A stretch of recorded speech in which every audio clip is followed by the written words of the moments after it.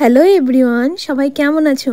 আমাদের এদিকে তো খুবই ঠান্ডা পড়ে গিয়েছে। তোমাদের ওদিকে সবার ঠান্ডা পড়েছে তো আজকে একটা নতুন জিনিস বানাতে বসেছি ঠান্ডা পড়েছে বলে। আর আমি আশা করি পশ্চিমবঙ্গের সব জায়গাতেই কম বেশি এটা পাওয়া যায়। আমাদের এদিকে তো পাওয়াই যায়, মানে মালদাতে তো পাওয়াই যায়। আর আমি বহরমপুরে থাকতাম, মানে মুর্শিদাবাদ, আশা করি মুর্শিদাবাদ ডিস্ট্রিক্ট থেকে কেউ দেখলে সেখানেও পাওয়া যায়। তো যাই হোক, এটা বানাতে গেলে চালের গুঁড়ো লাগে। তো আমি এখানে আতপ চালের গুঁড়ো নিয়েছি। আর গুঁড়োটা যদি ঢেকির ছাটা হয় তাহলে তো খুবই ভালো। আর কেউ যদি মিল থেকে পিষিয়ে আনো তাহলে কিন্তু মিলওয়ালাকে বলে দিও যে আমি ধুকি বানাবো, তাহলে তারা সেরকম অনুযায়ী পিষিয়ে দেবে। তারপরে তো সেই চালের গুঁড়োটা হালকা নুন দিয়ে ঝুরঝুরে করে মেখে নিতে হবে। বেশি টাইট হলে কিন্তু এই বাটির ছাঁচ থেকে বেরোবে না। তারপর তো সুন্দর একটা কলসিতে জল ভরে সেই জলটা ফুটে আসলে তার মধ্যে বসিয়ে দিতে হবে। আর ভাপে ভাপে এটা সিদ্ধ হয়ে যাবে। তাই তো তার আরেকটা নাম ভাপা পিঠেও, আর আমার ভাষায় হচ্ছে ভাক্কা। তো আমার দেখানো প্রসেসে করলেই গরম গরম সাদা সাদা গুড় ভরা ভাপা পিঠে রেডি।